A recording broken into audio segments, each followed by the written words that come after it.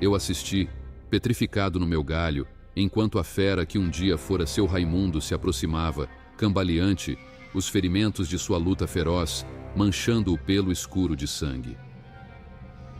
Seus olhos amarelos brilhavam na penumbra, fixos em mim, a presa acuada. Porém, para meu alívio momentâneo, o lobisomem simplesmente passou por baixo da árvore onde eu estava, aparentemente sem me notar.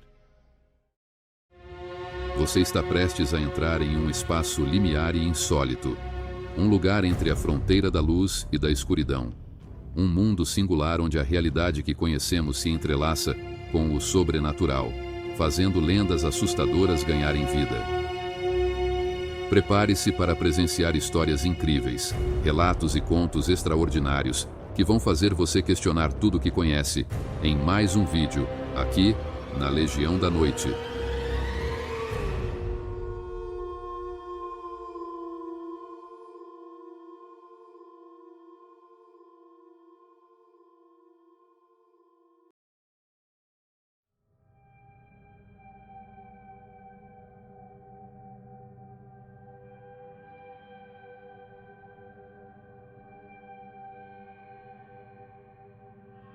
Por muito tempo, mantive este relato guardado como uma história que contava apenas para meus filhos, netos e amigos mais próximos. No entanto, desde que conheci este canal, tive a certeza de que gostaria de compartilhar essa narrativa aqui. Para preservar as identidades de todas as pessoas envolvidas, alterei os nomes, mas a essência da história permanece a mesma. Nunca acreditei em lobisomem até o dia dos acontecimentos que vou narrar agora e que mudaram tudo o que eu pensava sobre essa lenda. Tudo começou em uma noite de lua cheia, no ano de 1985, na cidade de Juazeiro do Norte, no Ceará. Eu estava voltando para casa montado em meu jegue, depois de visitar minha mãe que morava em outra cidade, quando ouvi um uivo assustador vindo do mato. Parecia um cachorro, mas era mais grave e mais longo. Senti um calafrio na espinha e apressei o passo, tentando não pensar em lendas e superstições bestas. Eu morava numa casa simples, de pau a pique e telhado de palha, com a minha esposa Ana Clara e com meu filho recém-nascido, de apenas 5 meses de idade. Era uma vida humilde, mas honesta. Nós não tínhamos muitos vizinhos, só alguns parentes que moravam um pouco mais distante. A região era conhecida por ter muitas lendas e histórias de assombração, mas eu nunca dei muita importância para essas coisas. Minha esposa, por outro lado, era muito supersticiosa e isso a deixava com muito medo. Quando cheguei em casa, Ana Clara estava trancada dentro dela e me esperando, com uma expressão preocupada. Ela me recebeu com um abraço, mas logo me contou o que tinha acontecido. Minha esposa relatou ter ouvido naquela noite uivos altos e o barulho de nossos animais completamente agitados. Quando ela abriu a porta para ver o que poderia estar acontecendo, deparou-se com uma espécie de cão negro enorme e magro, com orelhas grandes e braços da frente maiores que os de trás. A criatura estava passando na frente da nossa porteira, que ficava a poucos metros da entrada de nossa casa. Aquele ser olhou para ela e a encarou com um olhar assustador e olhos amarelos. Ela tinha certeza de que aquilo que viu era um lobisomem. Eu tentei acalmá-la, dizendo que o que ela viu provavelmente não passava de um cachorro do mato ou algo do tipo. No entanto, ela continuou insistindo que sabia o que tinha visto e que aquilo era diferente, mais assustador, e que aquele lobisomem poderia acabar nos atacando. Eu sabia que ela era muito supersticiosa e que acreditava em lendas e histórias contadas pelas pessoas na região. Foi difícil convencê-la de que não havia nada a temer, mas eu tentei ser cuidadoso com minhas palavras e não alimentar seus medos. Explicava que era improvável que um lobisomem realmente existisse e que, mesmo que existisse, ele provavelmente não teria interesse em nós. No entanto, ela continuava preocupada e ansiosa, e eu não sabia o que fazer para acalmá-la completamente. Por isso, durante a noite, eu me mantive alerta, prestando atenção a qualquer som que pudesse ser suspeito.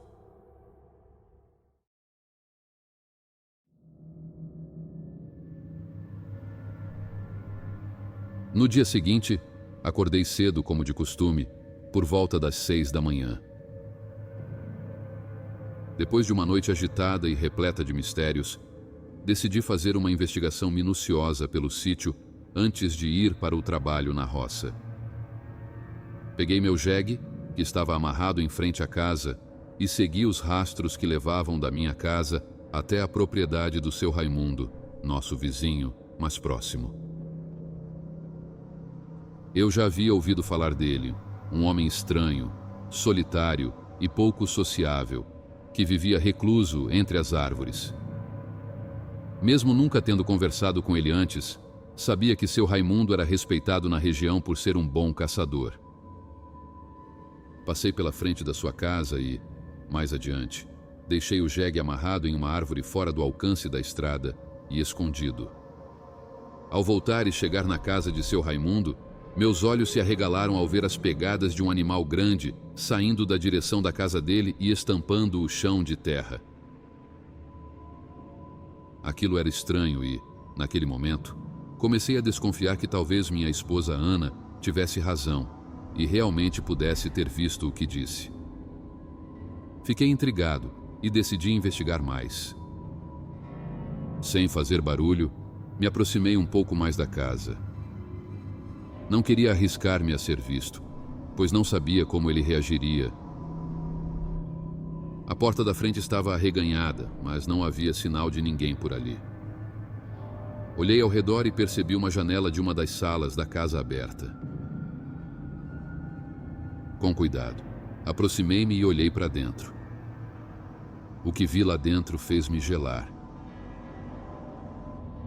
Roupas estavam jogadas pelo chão da sala, como se alguém as tivesse tirado rapidamente.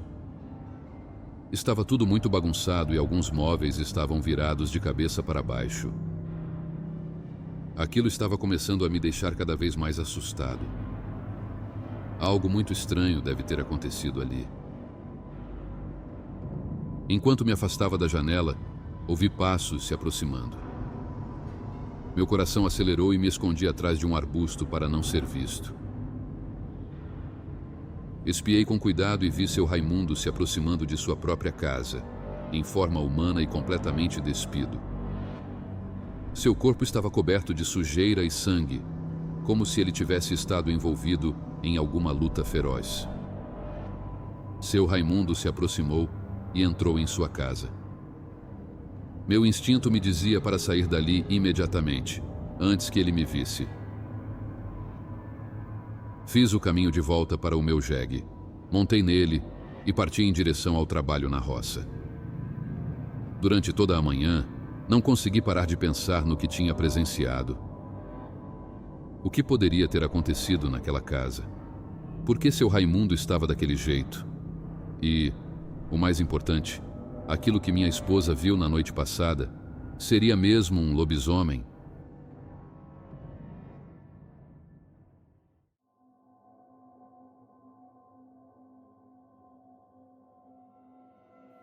Quando se aproximava do meio-dia, finalmente terminei meu trabalho na roça e decidi voltar para casa para almoçar. Eu sabia que, ao chegar em casa, precisaria contar tudo para minha esposa, mesmo que isso a deixasse ainda mais assustada. Enquanto voltava montado em meu jegue, decidi fazer uma pequena parada em um mercado que ficava em uma pequena cidade, no caminho para comprar algumas coisas que ela havia pedido. Entrei no mercado, um lugar movimentado onde sempre havia uma agitação de pessoas comprando mantimentos e conversando. Naquele dia, porém, algo estava claramente errado. Um ar de preocupação pairava sobre os rostos das pessoas.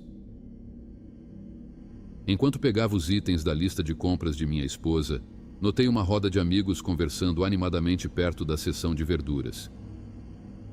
Cumprimentei alguns deles e me juntei à conversa, tentando distrair minha mente dos acontecimentos da manhã.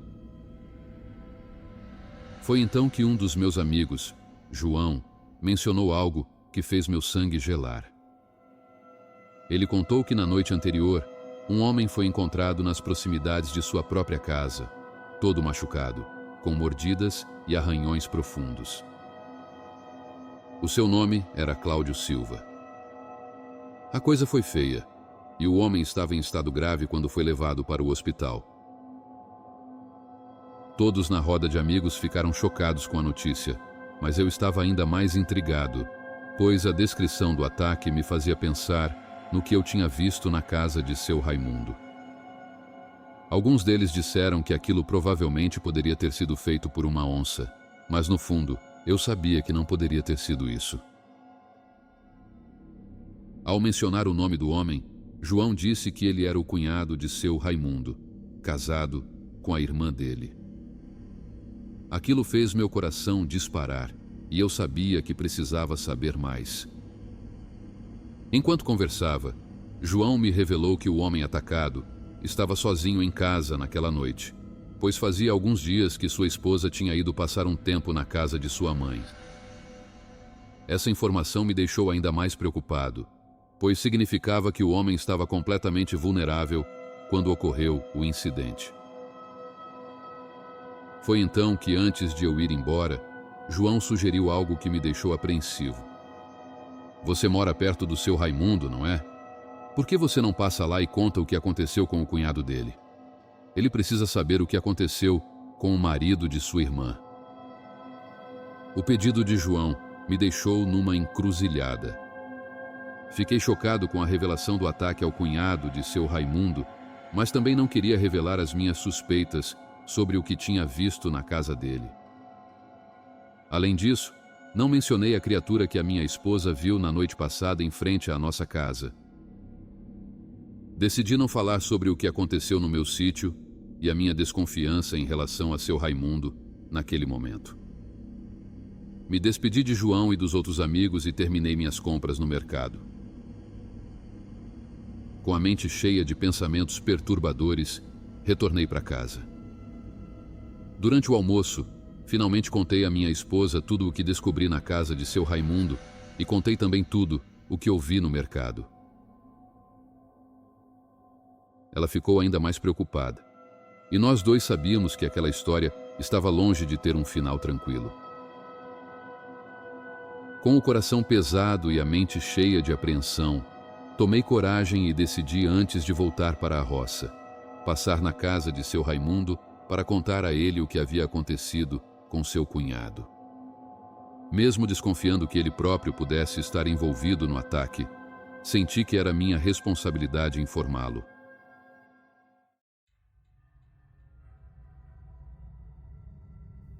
Ao chegar na casa de seu Raimundo, encontrei ele sentado na varanda, olhando distraído e tranquilo para o horizonte. Meu coração batia forte enquanto me aproximava dele. Cheguei diante dele e o cumprimentei, desejando boa tarde. Ele respondeu e convidou-me para sentar com ele.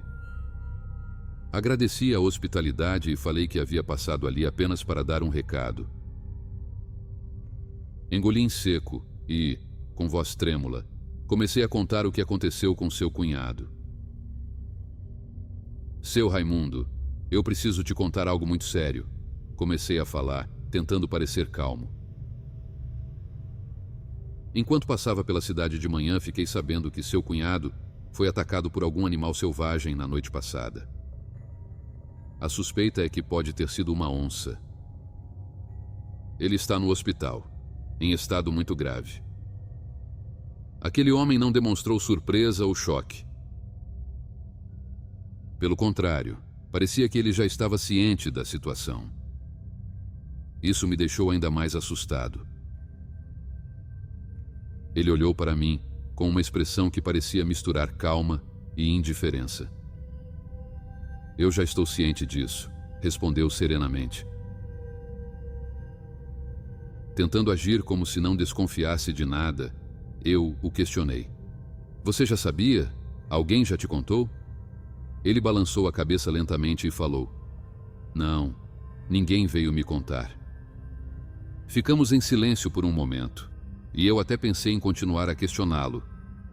Mas como não sabia quais eram suas intenções, resolvi encerrar a conversa e ir embora, sabendo que essa seria a melhor opção. Enquanto me despedia e me afastava, seu Raimundo me interrompeu e disse: "Eu dei ao desgraçado o que ele merecia." Essas palavras me fizeram gelar de medo naquele momento. Seu Raimundo me pediu para sentar ao seu lado e, olhando para o chão, começou a revelar sua história. "Meu bom homem, vou te contar uma história que poucos aqui na região sabem. Eu sou o 7º filho de uma família de 13 irmãos e, por isso, carrego uma maldição que durante vários anos me transformava em um lobisomem.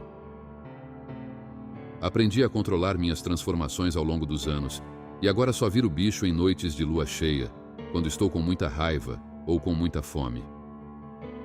Por causa dessa maldição, sempre morei sozinho e isolado para evitar causar danos às pessoas.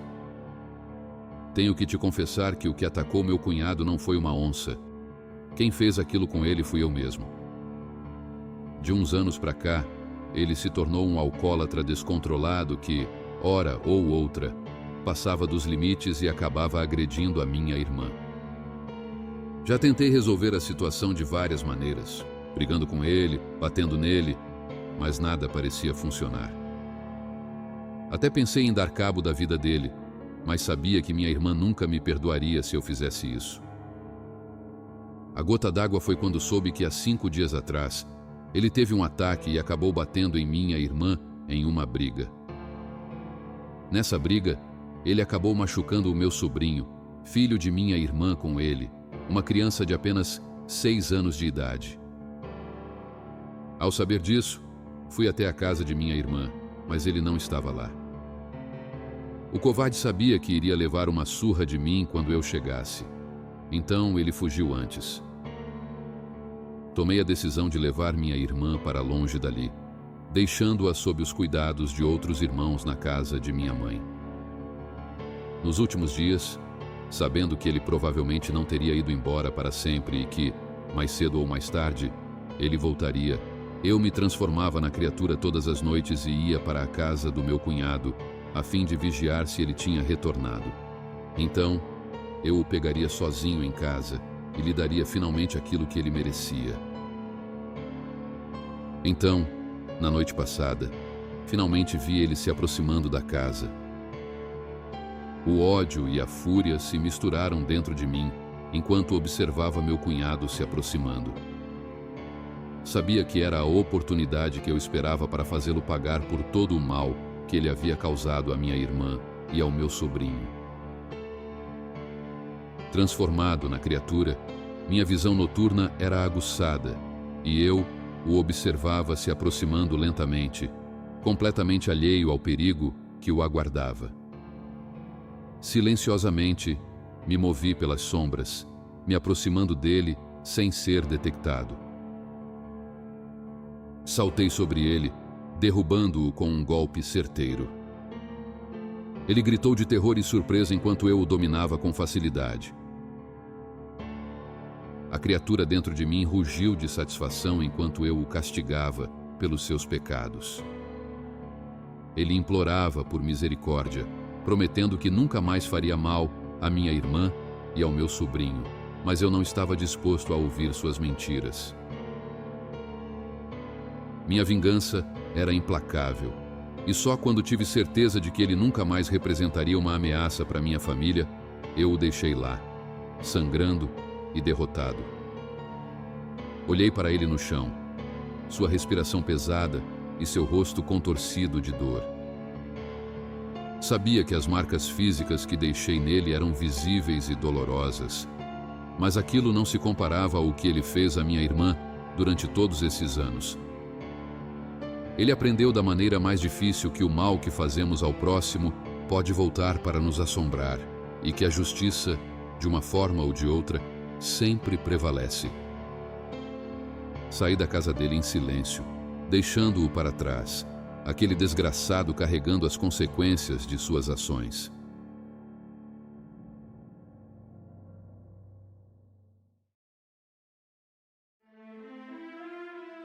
De volta ao presente, olhei para seu Raimundo, cujos olhos agora estavam cheios de lágrimas. Ele havia compartilhado sua história comigo, e eu não poderia ignorar a complexidade de sua situação. Eu não sabia se deveria condená-lo ou compreendê-lo, mas uma coisa era certa: o segredo do lobisomem estava agora em minhas mãos, e eu tinha que tomar uma decisão sobre o que fazer a seguir. E, acima de tudo, precisava garantir a segurança da minha própria família, enquanto lidava com a incrível revelação que havia acabado de ouvir. Antes de eu ir embora, seu Raimundo pediu desculpas por ter assustado a minha esposa na noite do incidente. Ele disse que se lembrou de ter passado em frente à nossa casa e ter visto a Ana Clara, enquanto ia em direção à sua vingança. Ele garantiu que não representava nenhuma ameaça para nós e pediu que ficássemos tranquilos. Nos meses seguintes, o cunhado de seu Raimundo permaneceu no hospital, se recuperando das lesões. Depois de alguns meses, ele finalmente teve alta, mas mudou-se para outra cidade e nunca mais foi visto naquela região novamente. Com o tempo e por circunstâncias do destino, eu e seu Raimundo acabamos nos aproximando e até nos tornamos amigos. No futuro, um evento assustador cruzaria nossos caminhos em uma história onde acabei testemunhando, com meus próprios olhos, a última transformação em lobisomem que seu Raimundo faria em sua vida.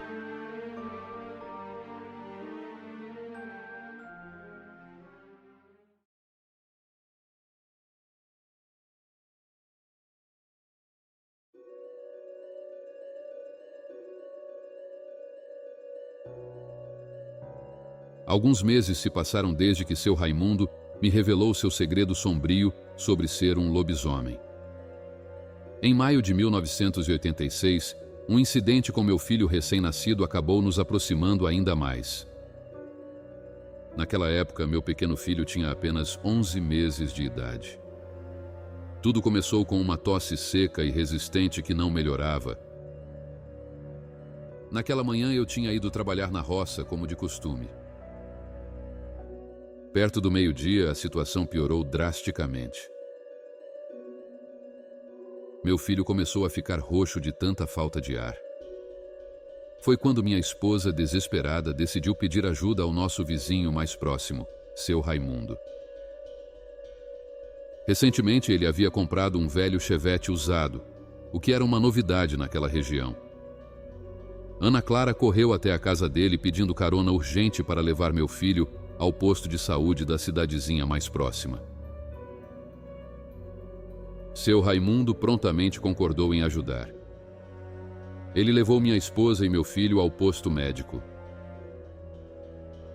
A pedido de Ana, depois de deixá-los lá, ele veio até a roça onde eu trabalhava para me avisar sobre o ocorrido.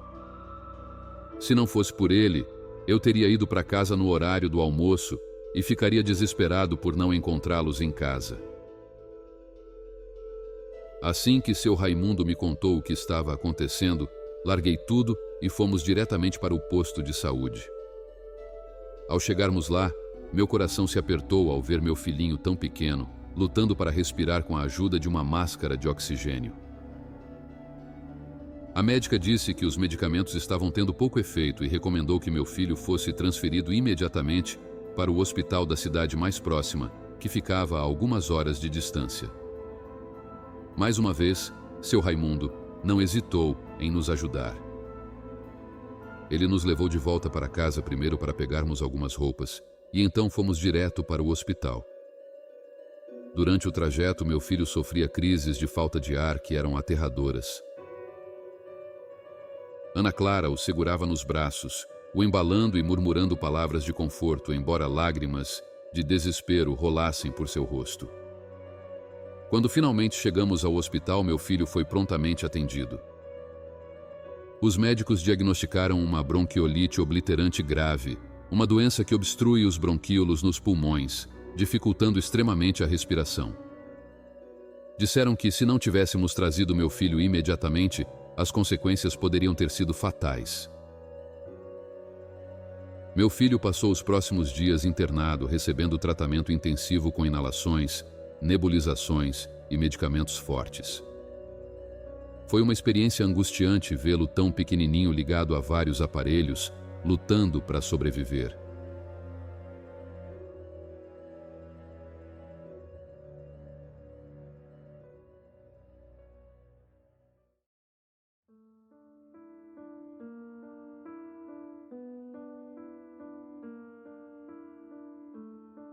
Durante o período em que meu filho ficou internado, seu Raimundo mostrou-se um verdadeiro anjo da guarda para nossa família.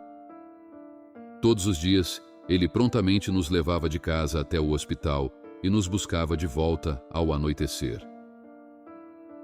Minha esposa, Ana Clara, e eu nos revezávamos para passar as noites ao lado do nosso filho no hospital. Enquanto um de nós ficava com nosso filho, o outro descansava em casa para poder substituí-lo no dia seguinte. Era um ciclo cansativo, mas necessário para que nosso pequenino nunca ficasse sozinho. Certo dia, enquanto seu Raimundo me trazia de volta para casa, após deixar Ana Clara no hospital, ele me fez um pedido peculiar.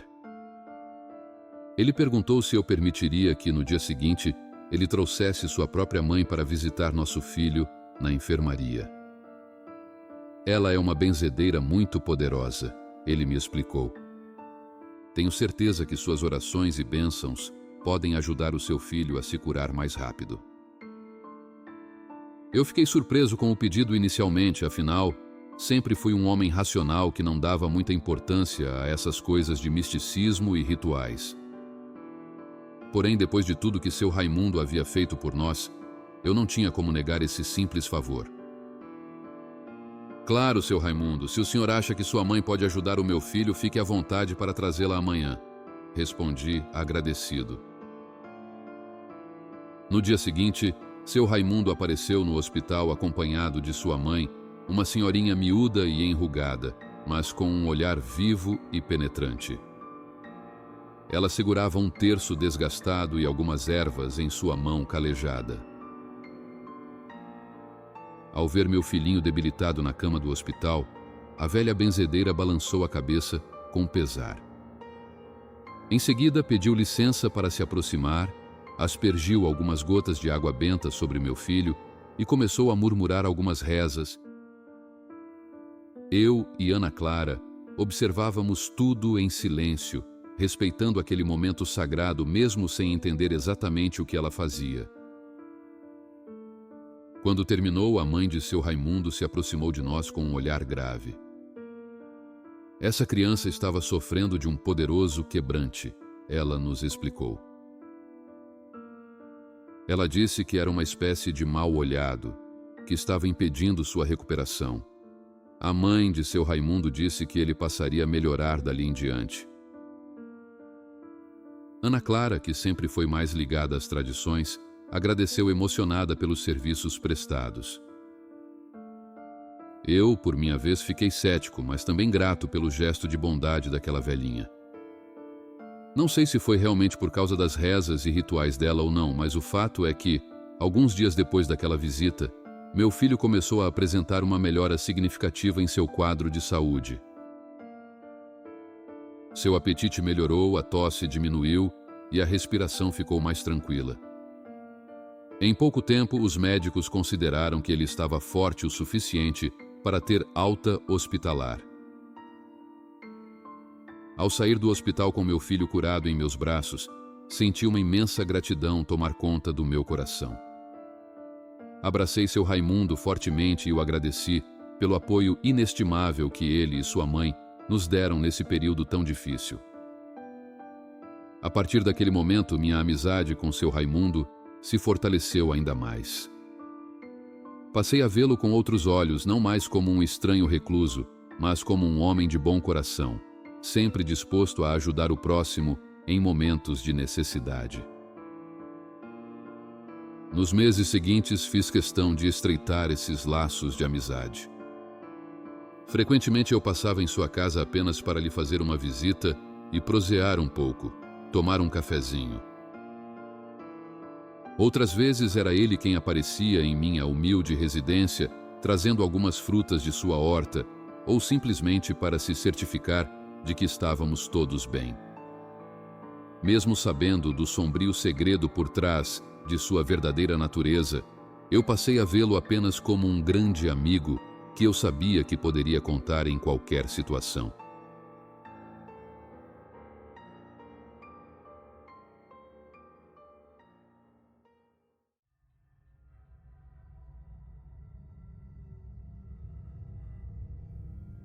Quase um ano havia se passado desde que meu filho adoeceu e seu Raimundo se tornou um amigo tão próximo de nossa família.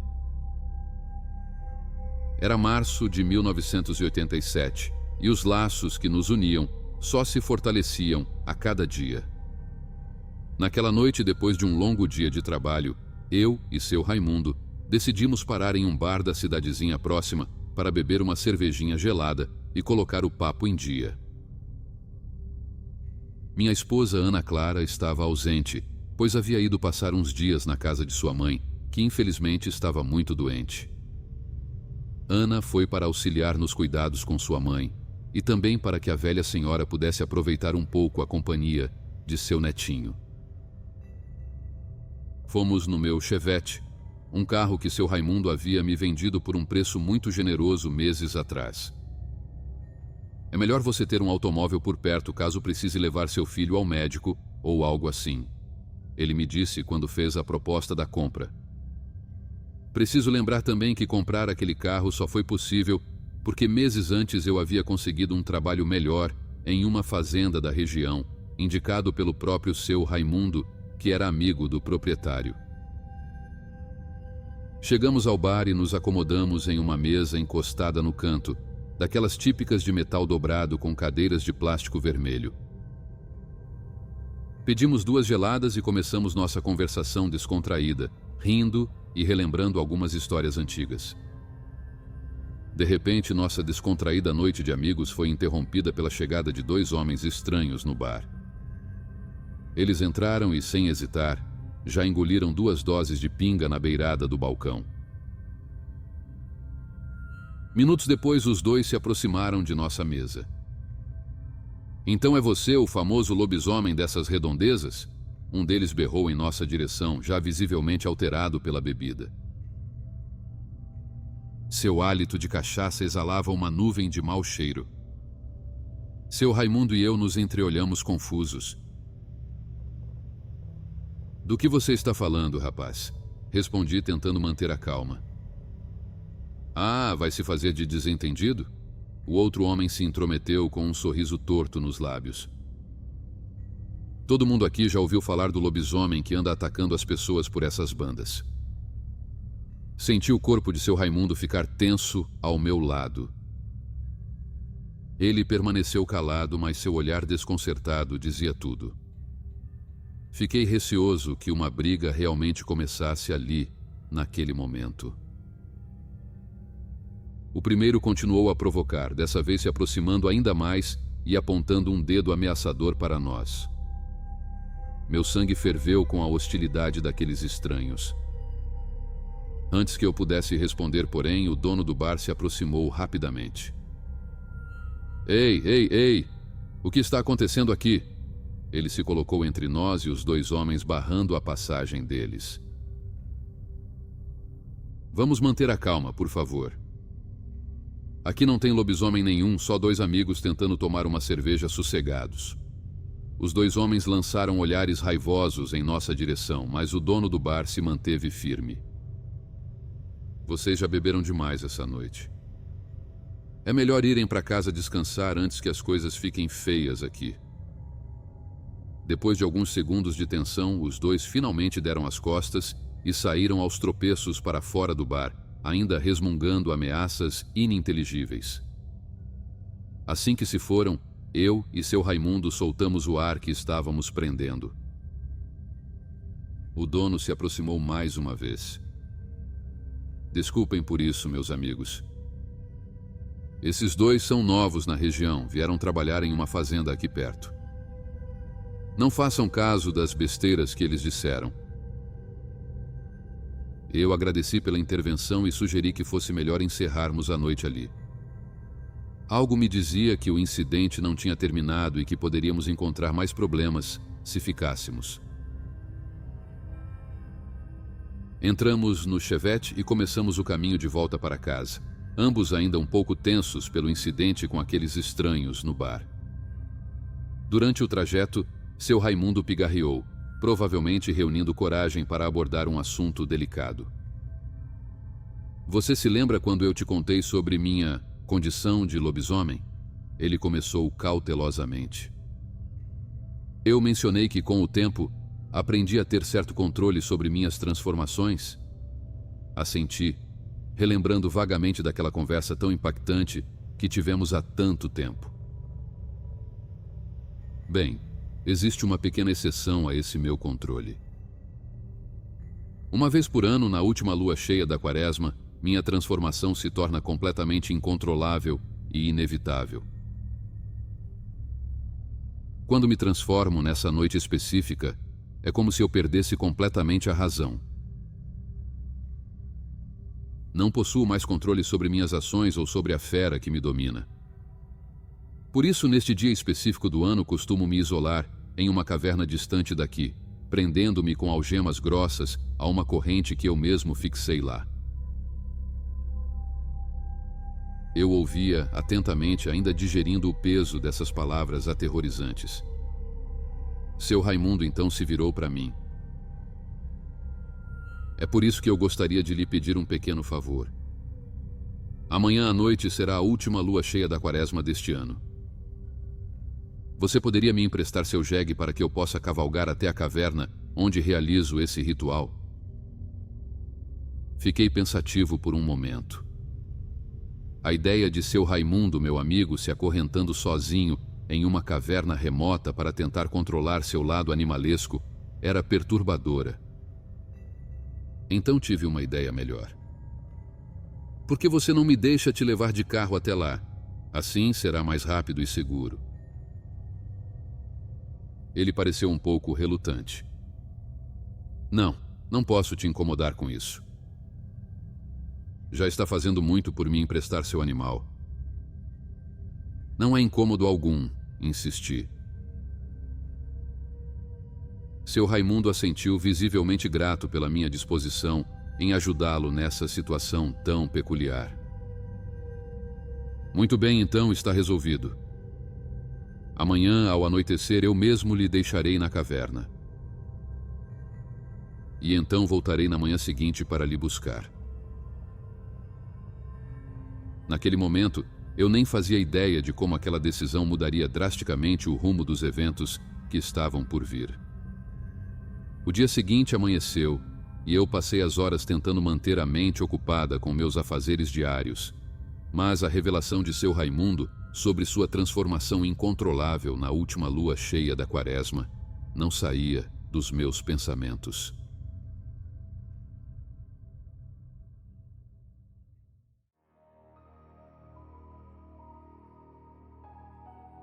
Quando o sol começou a se pôr, terminei de jantar e me preparei para cumprir o plano combinado de levá-lo até a caverna isolada.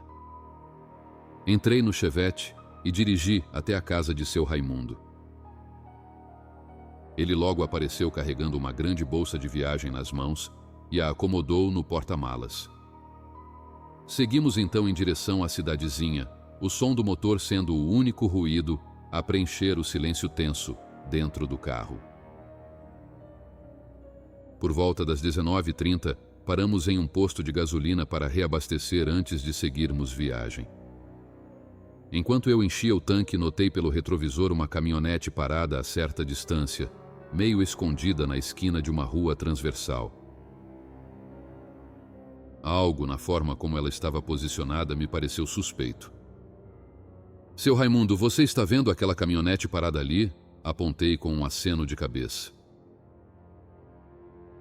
Não é impressão minha ou ela está nos seguindo desde que entramos na cidade? Ele franziu a testa, também percebendo o veículo estranho. Você está certo. Eu também reparei nisso quando chegamos aqui. Quando terminamos de abastecer e deixamos o posto, a caminhonete misteriosa imediatamente deu a partida e voltou a nos seguir em uma distância segura. Seu Raimundo pareceu pensativo por um momento até que se virou para mim.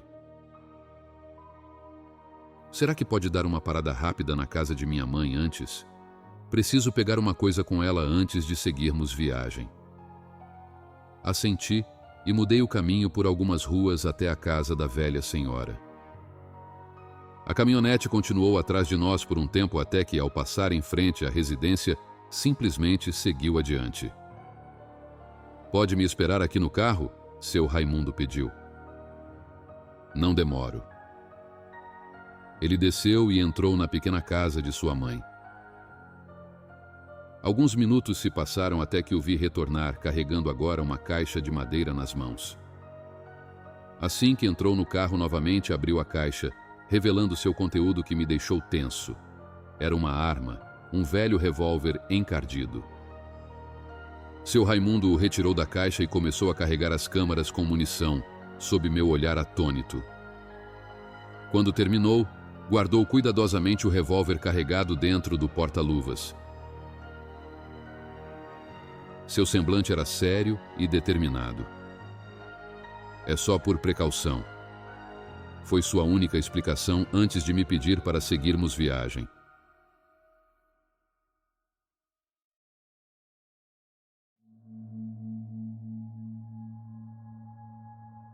Retornamos então para uma estrada de terra que levava à região isolada, onde ficava a caverna.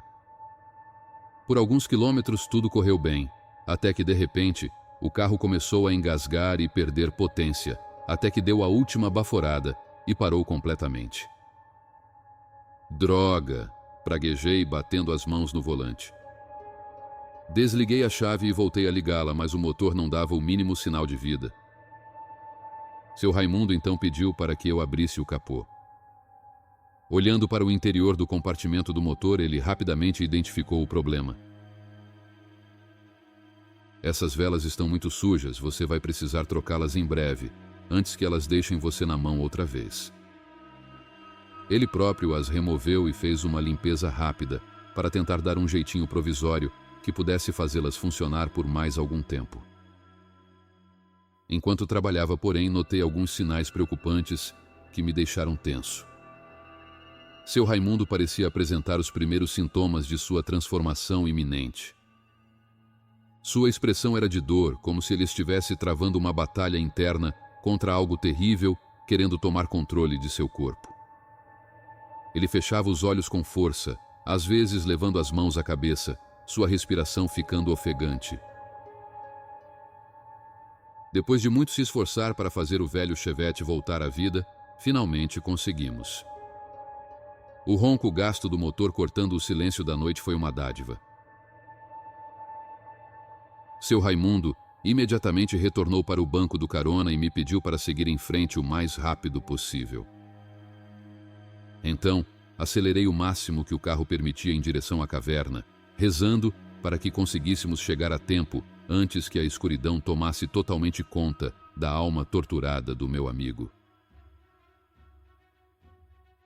Seguimos pela estrada de terra, o motor do Chevette rilhando sob o esforço.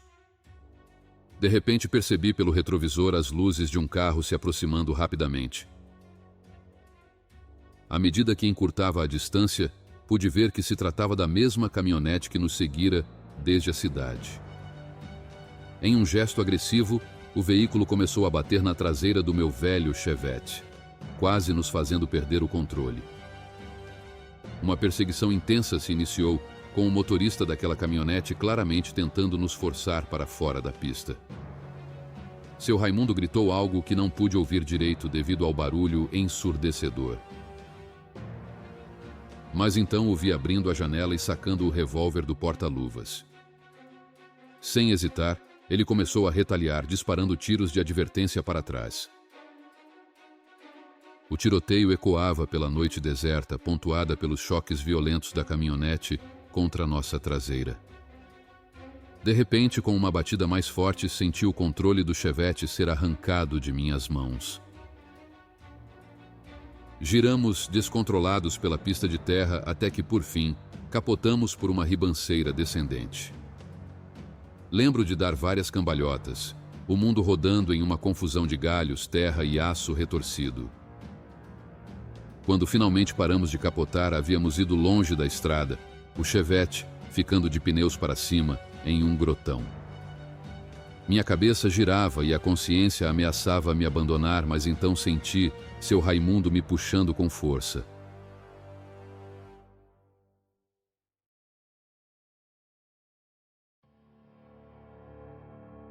Cambaleantes, começamos a correr mata adentro, deixando o carro destruído para trás. Luzes de lanternas vinham da ribanceira acima, indicando que nossos perseguidores não haviam desistido e estavam vindo atrás de nós. Corremos o máximo que pudemos por entre os arbustos e árvores secas da caatinga. De repente, seu Raimundo tropeçou e caiu, soltando urros de dor enquanto se contorcia no chão empoeirado. A transformação havia começado. Ele começou a tirar a camisa e o resto de suas roupas. Ali, ficou evidente para mim que a adrenalina daquela perseguição havia acelerado sua transformação na fera. "Corre, meu amigo, suba na árvore mais alta, depressa!" Ele mal conseguia articular entre os rugidos que sacudiam seu corpo. Obedeci, correndo alguns metros à frente até avistar uma grande árvore retorcida, cuja copa emergia acima da vegetação rasteira. Não foi fácil, mas consegui escalar seus galhos musgosos, me agarrando aos ramos com força. Uma vez empoleirado, olhei em volta, meu coração disparado. Lá embaixo, a uma distância de uns 50 metros, as contorções de seu Raimundo iam se intensificando. Aos poucos, a fera dentro dele começou a emergir, envolvido por um denso pelo negro que começou a surgir. Com urros de agonia, se debatia enquanto se transformava. Era uma cena aterrorizante de se observar, mas eu não conseguia desviar os olhos. Diante de mim, um ser humano se transformava lentamente em uma fera primitiva, seu rosto deformando-se em um focinho alongado, os dentes se projetando em presas afiadas. De repente, ouvi tiros ecoando pela mata. Meus perseguidores destemidos haviam nos alcançado e agora atiravam contra o lobisomem se contorcendo entre os arbustos. A criatura rosnou com fúria, seu corpo agora totalmente transformado, e saltou em uma das figuras que atirava, derrubando-a com violência. A luta que se seguiu foi uma confusão brutal de rugidos, garras e presas, dilacerando carne. O segundo atirador investia contra a fera com um facão, tentando atingi-la, mas era claramente superado pela força descomunal da besta. Em um momento de desespero, ergui o revólver que seu Raimundo havia deixado cair e mirei na direção do segundo atirador, na tentativa de desviar sua atenção do lobisomem. Meus tiros erraram o alvo, mas foram o suficiente para fazer o homem virar sua arma em minha direção. Essa breve distração daquele homem foi o tempo suficiente para que o lobisomem avançasse sobre ele, cravando suas presas profundamente em seu pescoço. Um a um, nossos perseguidores foram abatidos pela fera, até que apenas um longo silêncio terrível pairou na mata escura.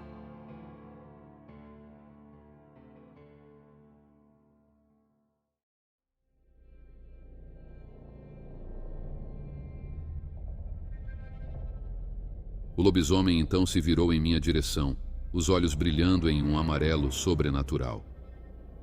Lentamente, com passos cambaleantes e ferimentos visíveis no corpo cabeludo, ele começou a se aproximar da árvore onde eu estava. Eu assisti, petrificado no meu galho, enquanto a fera que um dia fora seu Raimundo se aproximava, cambaleante, os ferimentos de sua luta feroz, manchando o pelo escuro de sangue. Seus olhos amarelos brilhavam na penumbra, fixos em mim, a presa acuada. Porém, para meu alívio momentâneo, o lobisomem simplesmente passou por baixo da árvore onde eu estava, aparentemente sem me notar. Ele prosseguiu alguns metros à frente até tombar pesadamente no chão de terra, sua imensa caixa torácica subindo e descendo em respirações ofegantes. Eu mal conseguia acreditar que aquela criatura assustadora era o mesmo homem bondoso que eu conhecia como meu amigo. Pensei em descer e tentar me aproximar, mas o medo de ser atacado naquele momento de vulnerabilidade me manteve paralisado entre os galhos retorcidos. Após longos minutos de vigília, algo estranho começou a acontecer. O lobisomem começou a se contorcer mais uma vez, dessa vez soltando guinchos de dor que ecoavam pela mata escura. Aos poucos, diante dos meus olhos atônitos, a criatura voltava a se transformar, sua forma humana emergindo gradualmente entre espasmos agonizantes. Quando finalmente a transformação se completou, era novamente seu Raimundo quem jazia ali, nu e coberto de feridas, mas consciente. Seu corpo tremia e ele arfava com dificuldade, mas seus olhos humanos estavam despertos. Engolindo o medo que ainda me paralisava, decidi arriscar e desci da árvore. Aproximando-me cautelosamente, chamei por ele em um sussurro. Seu Raimundo, é você mesmo? Ele virou a cabeça lentamente em minha direção, um breve lampejo de reconhecimento em seu olhar vidrado. Sim, sou eu, ele respondeu com um fio de voz. Ajude-me, não pensei duas vezes. Passei seu braço por cima dos meus ombros e, com esforço, consegui erguê-lo. Andamos de volta pelo caminho que nos levou até ali, passando pelos homens caídos. Ao vê-los de perto, confirmei minhas suspeitas de que eram os mesmos indivíduos hostis do bar que vimos no dia anterior. Seu Raimundo conseguiu achar e vestir suas calças, e seguimos caminhando exaustos, sem termos certeza de nosso destino. Foi quando ouvimos o som de motores se aproximando ao longe. Vinham vários carros da direção da cidade, suas luzes cortando a escuridão que se dissipava. Temíamos ser mais perseguidores, mas então reconheci os faróis da viatura policial na dianteira do pequeno comboio. Um homem que identifiquei como o delegado da cidade desceu de um dos carros, acompanhado por alguns policiais. Eles vieram em nossa direção com armas em punho, mas se acalmaram ao nos reconhecer. Vocês precisam de ajuda, pelos céus. O que aconteceu aqui? O delegado me perguntou, visivelmente chocado. Comecei a tentar explicar com palavras tropeçadas, mas ele me interrompeu com um gesto. Deixe isso para depois. Primeiro vamos levá-los ao hospital. Fomos prontamente colocados em uma das viaturas e levados de volta à cidade às pressas. No caminho, não consegui evitar de lançar um olhar preocupado para seu Raimundo, que jazia desacordado no banco ao meu lado, suas roupas em trapos ensanguentados.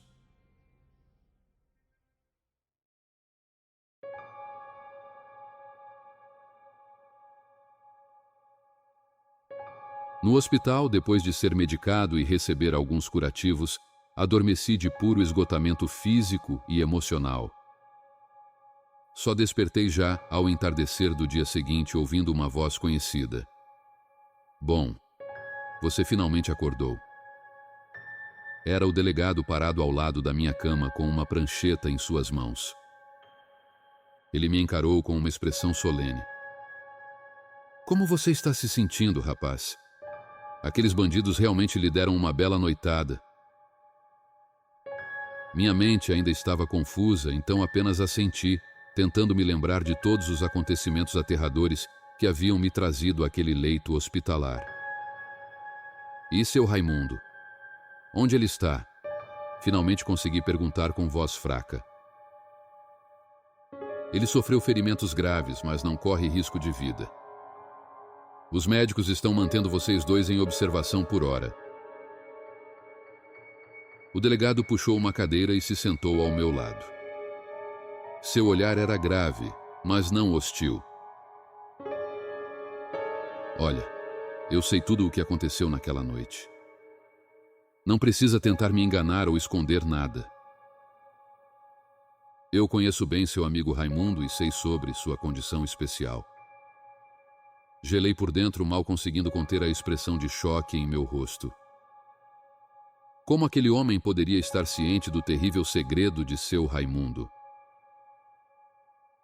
Um dos meus policiais mora lá naquela região. Ele ouviu os tiros e nos chamou por rádio, avisando sobre a movimentação estranha. Foi assim que os encontramos. O delegado fez uma pausa, encarando-me com seriedade. Aqueles dois homens não resistiram, infelizmente. Mas não se preocupem, não vou implicar com vocês por causa disso. A versão oficial é que eles tentaram matá-los, e seu Raimundo apenas se defendeu. Ele pousou a mão em meu ombro em um gesto tranquilizador. Raimundo é um homem de bem, eu sei disso. E você parece ser também. Podem ficar descansados que, por mim, esse caso todo será enterrado e esquecido como uma terrível noite de legítima defesa contra bandidos perigosos. Ninguém mais precisa saber sobre a outra face do seu amigo. Ele se levantou, indicando que nossa conversa havia terminado por hora. Antes de sair, complementou: descansem e se recuperem por enquanto. Assim que tiverem alta, estarão livres para ir sem mais perguntas ou acusações. E com isso, o delegado se retirou, deixando-me ali atordoado, digerindo tudo que ele havia me revelado.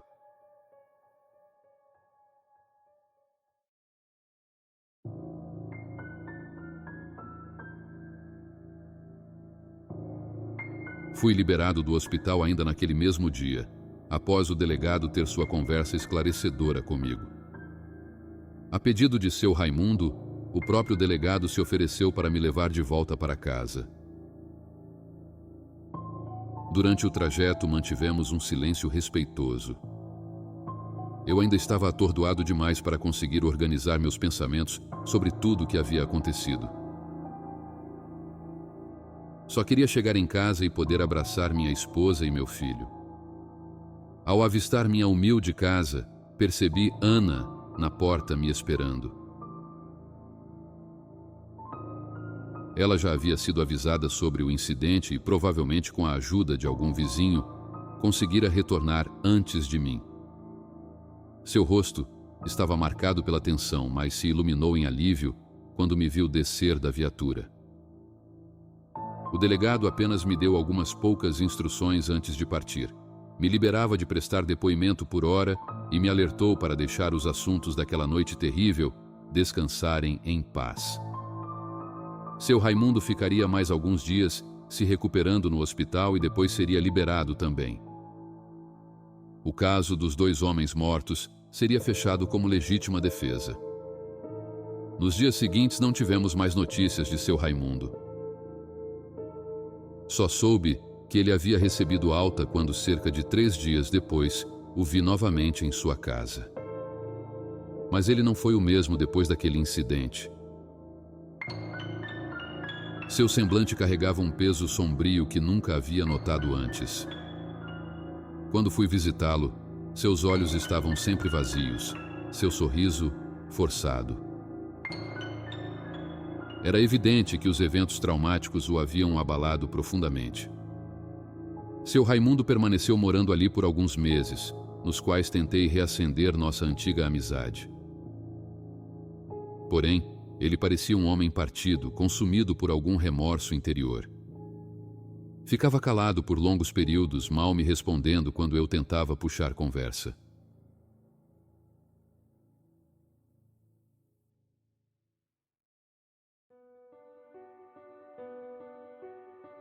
Então, com o passar do tempo, seu Raimundo simplesmente desapareceu.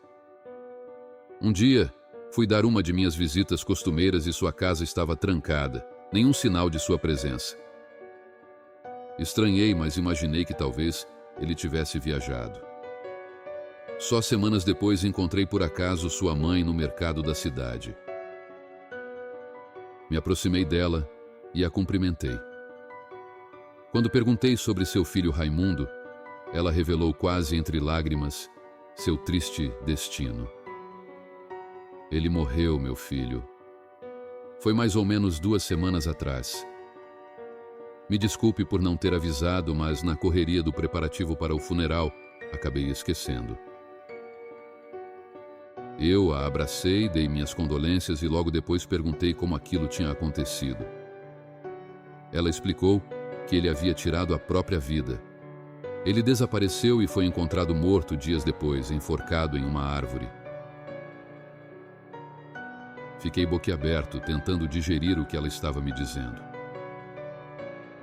No meio de suas lágrimas, perguntei onde haviam enterrado seu Raimundo, pois desejava ir prestar minhas últimas homenagens.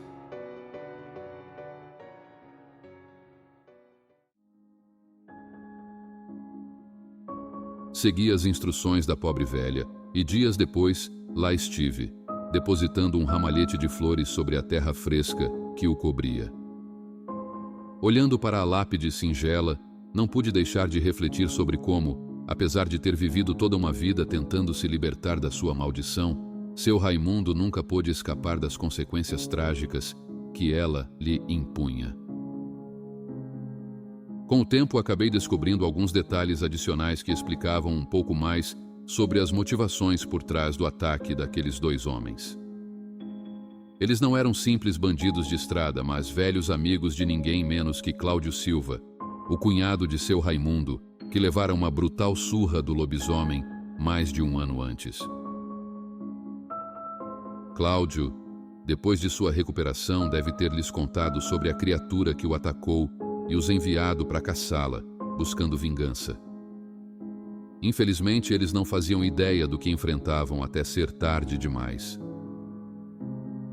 De qualquer forma, por mais justificadas que fossem as ações de seu Raimundo naquela noite fatídica, carregar o fardo de ter tirado vidas humanas em sua forma bestial foi o golpe derradeiro em sua alma, já tão atormentada.